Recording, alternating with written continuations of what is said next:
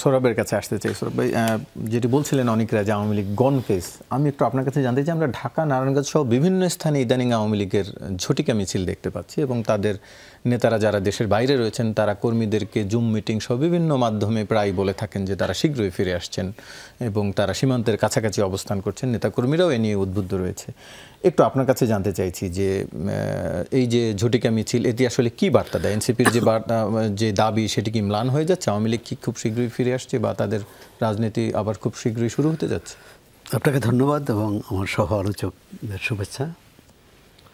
আওয়ামী লীগের রাজনীতি, আওয়ামী লীগ তো গণ অভ্যুত্থানের মধ্য দিয়ে তারা তাদের নেতৃত্ব দেশ ছাড়া, নেতাকর্মীরা মাঠ ছাড়া এবং আওয়ামী লীগ পরিত্যক্ত রাজনৈতিক দল হিসাবে বা রাজনীতিক হিসাবে তারা গণ অভ্যুত্থানের মধ্য দিয়ে মানুষ রায় দিয়েছে। এখন তারপর সেই আওয়ামী লীগকে নিয়ে মানে প্রতিদিনই আওয়ামী লীগকে নিয়ে মানে তার কেউ নিষিদ্ধ করার দাবি, কেউ সংশোধনের দাবি, কেউ বিচার না হলে বিচার হওয়ার আগে নির্বাচন নয়, অর্থাৎ আওয়ামী লীগ কি একটা জুজুর ভয়ে কাজ করছে। এটি শুধু এনসিপি না, মানে একটা আমাদের রাজনৈতিক মনস্তত্ত্বে এই বিষয়টি আমি মনে করি যে এটা কি এটা ভয় থেকে অথবা আক্রোশ থেকে অথবা মানে নিজেদের যে কোনো একটা দোদুল্যমান অবস্থা থেকে কিনা এই যে কর্মসূচি দিয়েছে ঝটিকা মিছিল, এগুলো কত মিছিল হয়, এটাকে খুব গুরুত্ব দেওয়ার কিছু আছে বলে মনে করি না। আওয়ামী লীগের সঙ্গে রাজনৈতিক বোঝাপড়াটা কিভাবে হবে, আওয়ামী লীগকে কীভাবে মোকাবেলা করবে সেটা রাজনৈতিক নেতৃত্ব ঠিক করবে। আবার সরকার সব কিছু অন্তর্বর্তী সরকারের উপর দায়িত্ব চাপানো, তার মানে রাজনৈতিক দলগুলো কিন্তু দায়িত্ব এড়ানোর কথা বলছে। অর্থাৎ বিএনপি হোক, এনসিপি হোক বা অন্য দল হোক, তারা এই দায়িত্ব নিতে চাচ্ছেন। রাজনীতি তো জনগণের জন্যে, তো জনগণ দ্বারা প্রত্যাখ্যাত হওয়ার চেয়ে তো বড় কী বলে বিষয় আর নেই। তা আমি মনে করি রাজনৈতিকভাবে আওয়ামী লীগকে মোকাবেলা করা, পরাস্ত করা, যে আওয়ামী লীগ রাজনৈতিকভাবে পরাস্ত হয়েছে তাকে মোকাবেলা তো এত কঠিন হওয়ার কথা না। কিন্তু আমরা প্রতিদিনই আওয়ামী লীগ যখন ক্ষমতায় ছিল তখন আওয়ামী লীগ নেতারা প্রতিদিনই বিএনপি এবং বিশেষ করে জামাত শিবিরকে টিকে রেখেছিল আওয়ামী লীগ নেতৃত্ব।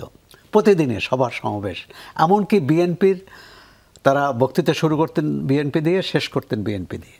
আমি মনে করি এটা এক ধরনের বোধহয় কী বলে ঠিক স্বাভাবিক না। কারণ নিজ নিজ দলের কর্মসূচি যাবে এবং সেখানে যারা গণহত্যার সঙ্গে জড়িত, যারা দুর্নীতির সাথে জড়িত, যারা অর্থ পাচার করেছে তাদের বিচারের দাবি, তাতেই তো আওয়ামী লীগ এসে যাবে। কী বলে আন্তর্জাতিক অপরাধ ট্রাইব্যুনাল হয়েছে। এখন কোন আওয়ামী লীগ নেতা কোত্থেকে বলল এবং সামাজিক যোগাযোগ মাধ্যমে এইটাকে এত গুরুত্ব দেওয়ার কিছু আছে বলে আমি মনে করি না। দ্বিতীয় হচ্ছে যে আওয়ামী লীগের রাজনীতি, এই যুদ্ধ অপরাধের বিচারটা যদি মানে এই যে অপরাধের হত্যা, দুর্নীতি এবং অর্থ পাচার, যার সাথে এর সাথে যারা জড়িত তাদের সব বিচারের আওতায় আনা হলো। এর বাইরেও তো আছে। আওয়ামী লীগের যদি লাখ লাখ কর্মী সমর্থক থাকে তাদের অবস্থান কি হবে, তাদের সম্পর্কে অন্য রাজনৈতিক দলগুলোর অবস্থান কি হবে। এক্ষেত্রে কিন্তু